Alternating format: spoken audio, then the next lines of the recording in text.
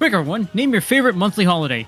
If it isn't low ink, then you don't know enough monthly holidays. Trust me, that's not a thing I came up with a few seconds ago. But what I haven't come up with a few seconds ago is this low ink tournament. We are now on to round 5 of day 1 action.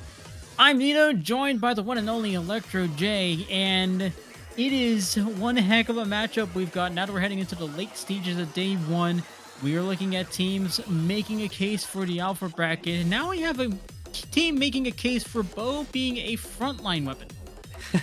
Very interesting you say that, and also the fact that their image is the PNG of angle shooter. You really could argue, like, I wouldn't be surprised if we see the Bow trying to go up there, trying to dart you in the face, possibly jet you in the face, if it is going to be the Inkjet Bow variety. But the next team that they're going to be playing up against is Undersea Spectacle. Looking at the brackets, this is a very interesting seed matchup.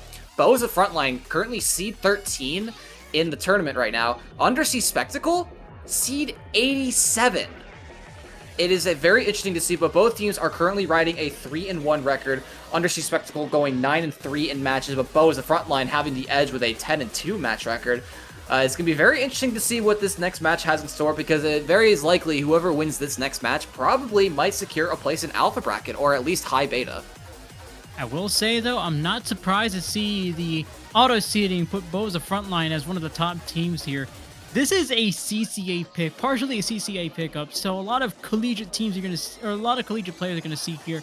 For example, Jesse is from Splatlanders, from the New Jersey Institute of Technology, and Galanka here from Reef Runners, a team that is representing the West Coast as of, well, now, hopefully, but regardless, Bow is a frontline. Let's go ahead and see what your case is today. Oh, wow, that is an interesting composition. We don't have bows. We also have wipers and stampers and ringers. You do say that, and also we're looking at the custom Dowser dualies from Neuro on the side of Undersea Spectacle, and also another carbon roller. After seeing a bunch of carbon action lately, especially in a bunch of other tournaments, namely SOS, but right now we did load into Robo Ramen zones, and it seems to be it's a bit of a kind of a stalling match right now on the heavy splat lane. One of the buffed weapons recently, the bubble coming out, but no, Disco's gonna immediately say nope. Here comes the Reef Slider. Jesse with this Bow. We did say Bow is the front line. We do see the Bow, and here comes the Inkjet. Bluey very low on health, and they will go down to the Inkjet. Neuro also low on health to this Inkjet, but they do manage to survive it, but it might depend. No, they will go down very quickly after. And it is right now Bow is the front line. They are the ones holding in control of the zone, but haven't been able to get a lot of points because Undersea Spectacle is really giving them a run for their money on their ability to hold the zone firmly. One thing I always like to point out is the positioning of both teams. While Bow's frontline has control of the zone, it doesn't seem like they have a control of the game. They've been stuck in the middle for the duration of that zone. While they have 56 remaining, it didn't look like a confident 56 remaining. It didn't look like a confident push, so I'd love to see what Undersea Spectacle has in store for Bow as a frontline. I mean, it is enough to work with a comp as unorthodox as Double Sword, Bow, and Dreadringer. But again, Bow as a frontline, you have a point to prove here, and I want to see how you prove that point as Bluey just barely misses out on the Re-Slider extravaganza going on top of him. Yeah, as you said though, but watch out, here comes Bluey in the side of the corner, but no, that Jet will run out just before they can find that pick on Bluey. Right now, it's just Apple Pie trying to hold the top bridge here, the elbow if you may, but Bluey with this Zuka has a chance to if they get some angles lined up, they could really put a lot of damage, but no, that's not needed exactly. Undersea Spectacle gets back into control of the zone, but not before Bow as the frontline can recontest it and put it back into their control. Galanka trying to get this pick on the Wiper, will find the pick onto Neuro, and it's one down for each side, but for Bow as the frontline, that is the Bow down, but now two go down for Bow as the frontline. But Bluey has to watch out for this Booyah Bomb, and they will go down to it. Not what you want to see for Undersea Spectacle. A bit of an easily avoidable Booyah Bomb, but unfortunately they do go down. And it is still Bow as the frontline zone to control. For all of my CCA fans out there, Collegiate Splatoon fans, you are not surprised to see Galanka trying to take the initiative here. Kazuza with a double from that Reef Slider. That was incredible work there. Bow as a frontline looking much more confident here. Look at where they are positioned in terms of the map. I mean, they have full control of what Undersea Spectacle has, sees all of their drops, and this should be a game-sealing push for Bow, and it certainly will be Not much time left on the clock, and certainly less points left on the map. Boza Frontline takes game one. Yeah, very interesting to see. Actually, we didn't even mention this. Both teams did not even have cooler on them. Both were playing coolerless, but Bo is a front line. You did say it earlier. Their initial holds were a little questionable at best, but they eventually found their bearings. They found the picks that they needed, and especially were able to find a way to control the zone much better. And they will take game one. And we are going to be shifting over to Rainmaker Undertow Spillway for game number 2. Undersea, despite, honestly, I thought Undersea could have had the paint advantage, but although it was a Heavy versus Dread, because especially with all the paint buffs Heavy has gotten recently, but that didn't seem to be the case. Bo as a front line gets the win and the first game of the series. Honestly, one of the more pivotal games. Honestly, that first game, and especially in a play all 3 set like this, is really crucial because it can help determine the momentum of possibly the entire series. Right, and funny enough, this is all stuff you're going to be seeing showcased next week as the CCA League gets started later on in the month. But as for now, not surprised to see what the students from Splatlanders and Cal Poly Pomona are able to bring to the table here. Like I said, Rainmaker Undertow Spillway coming up next. I do want to see how this composition manifests in a map that is just about as unorthodox as the comps we've seen. Undertow Spillway as a map that I've seen cause trouble for lower level teams that don't necessarily practice it or understand how the geometry of it works as much as other maps, because you do have, I'm sure many of us know, we do have our flatter maps. You do have the Hagglefishes of the world, the Barnacle and Dimes of the world. Then you go into a map like Undertow Spillway, and all of a sudden there's a lot more angles and ledges to work from. So see how these teams come up with a solution there. Undersea Spectacle, on the other hand, does have the keys to winning this game, and I saw some of it in that first push against Broza Frontline there. You are keeping them well intact, but it might have also been the fact that Boza Frontline knew when to hold themselves back. But of course, lots to see in this game too. Yeah.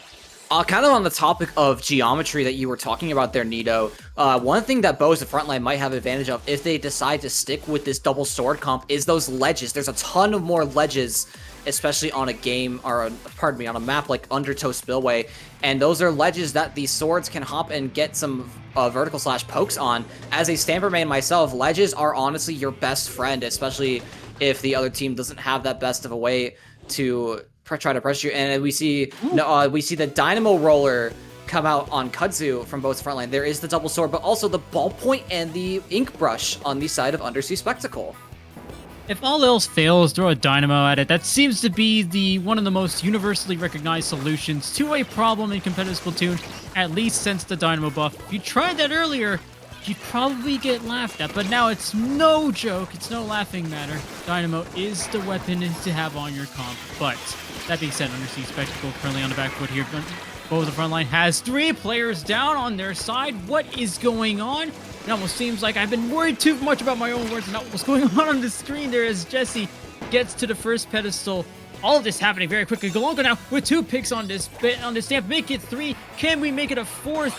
That Dowser still up until they're not. And that is a KO all within 51 seconds. All I can say is wow. Boza Frontline, they saw they definitely the Dynamo buff came in handy, but they see the ballpoint, they see the brush, and they just say, nah, I'd win. But Boza Frontline takes this set overall on a 2-0 victory.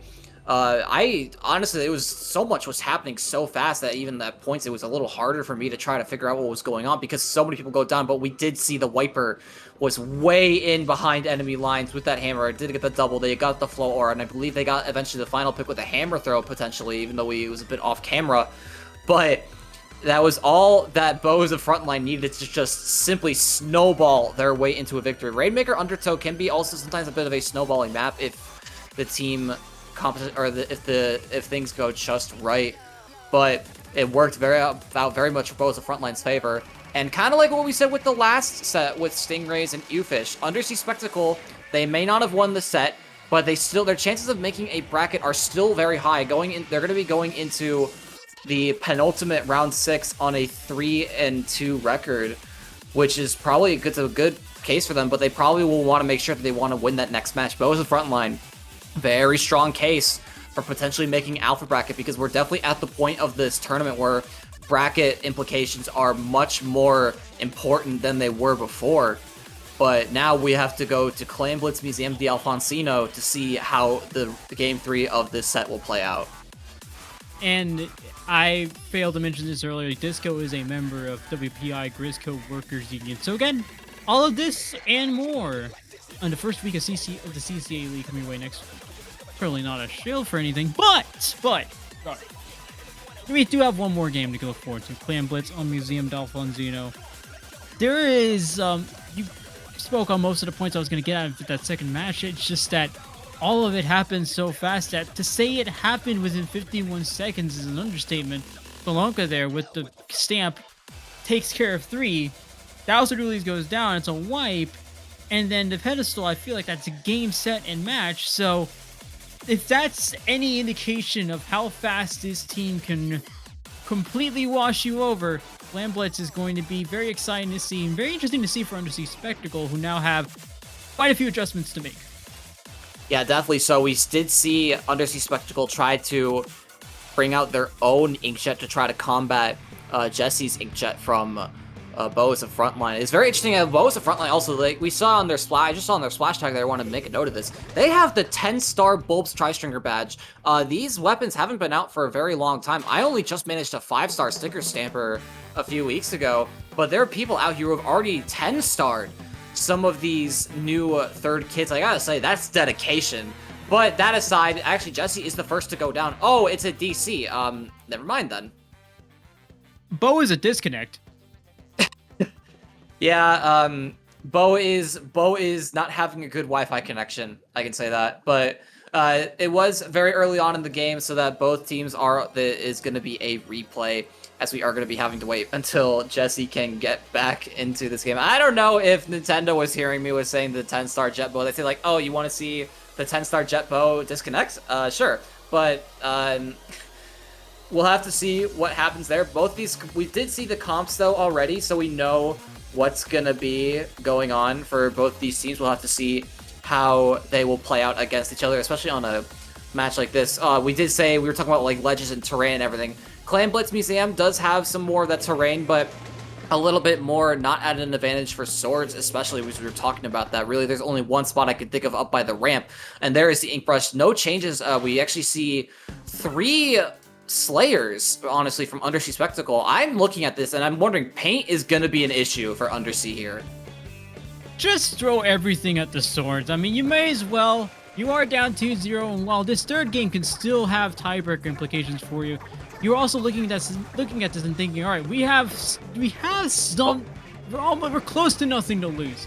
But that being said, Bo is a front line, already well ahead, already next to this clam basket. It's been 30 seconds.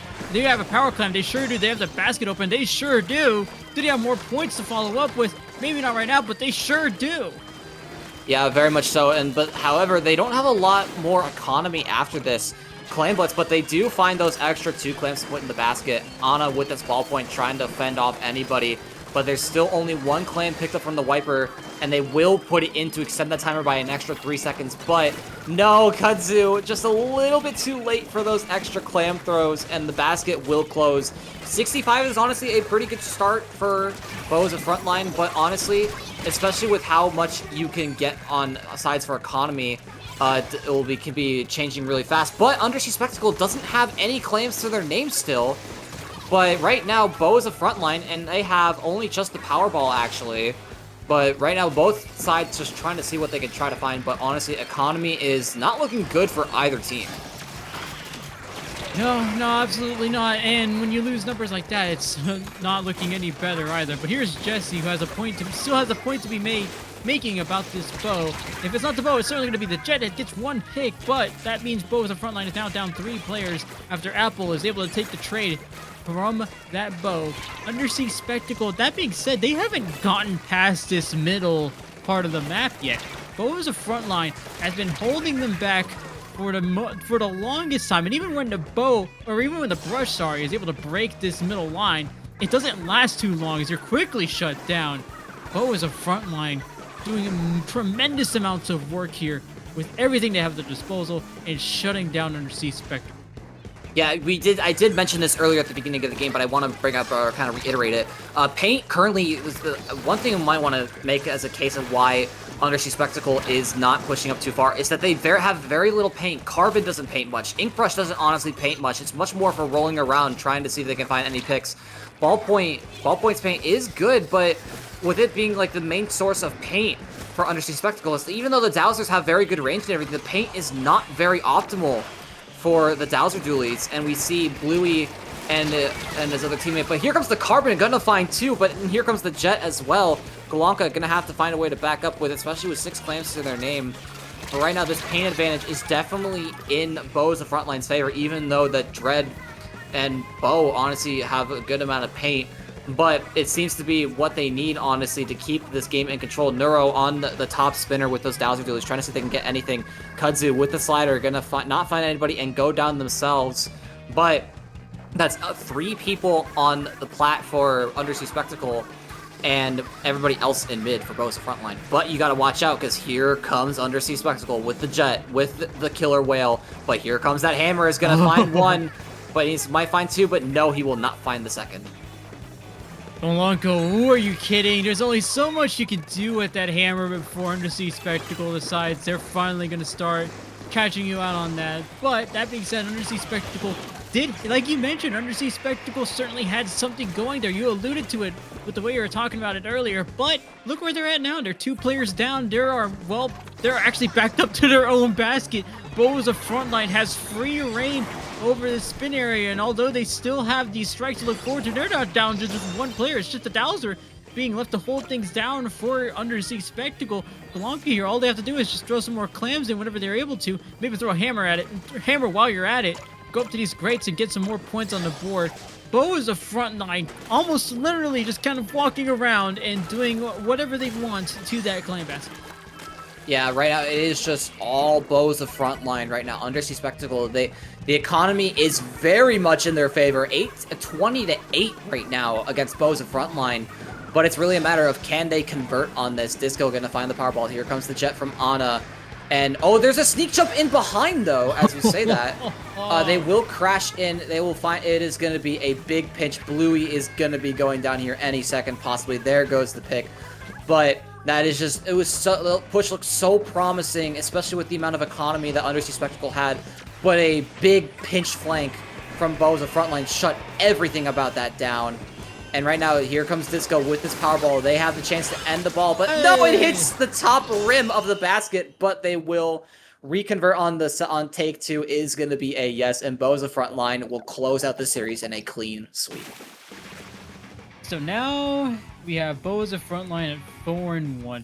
Altruist and Neo Wave are currently facing off. They're the only 4-0 teams to look forward to, although Altruist is going to win that set, make it 5-0. So Bo's Frontline in pretty good hands and in very good company here, when it comes to prospects of Alpha Bracket, or what their odds look like here. Looking at Undersea Spectacle, they are 3-2. This is what I call the proverbial no man's land of Low Ink. Now you're staring at the abyss, and you need to get that next win, otherwise your chances go from slim to none. But even 4-2, it's a scary place to be in Low Ink. But that being said, Jay, this was Bo's Frontline's world. We were just living in it. Honestly, yeah, they kept controlling the game all the time. They had better positioning. They had a lot of extra paint, especially over Undersea Spectacle. Paint may not have been the biggest issue as may have thought, but just the place of where they needed it was definitely a bit kind of against them. But Undersea Spectacle is going to have to look to the next match. We will have to see who they're going to play, but a 3-2 record right now. Currently, as of the current standings right now, which are still going to be updating as we're going because every team has not finished a lot of teams have not finished their match. We look in Group B. Only 2, actually, am I reading this right? 4 teams have only finished their matches. 1 team Order of Alt F4 with the bye, but most teams already up 2-0. We see some 3-0s. We see 1-1s. We'll have to see how all those teams are going to play out. But kind of going back to Undersea Spectacle, if brackets ended right now, they would be one of the first seed of their group to go to Gamma Bracket. But, like we did just say, everybody is still playing a bunch of matches, so we'll have to see what it's going to be like once everything's said and done. But Undersea, they are going to have to pull something out really special, because if they win this, it's definitely going to be a win-in scenario for at least a kind of bracket. Not sure if it's going to be beta bracket or gamma bracket. Probably might be more gamma, especially with how competitive this low ink is. But we'll have to see what's going on. And Bo's the front line. We'll have to look to see who their next opponent is, to see if they can possibly secure a spot in alpha bracket. Right, and with that being said, there are still a handful of matches to look forward to in round 5, so we're going to be taking a short break. While when we come back, it is going to be the last round of day 1, round 6, where you're going to see a lot of teams making last-minute pushes.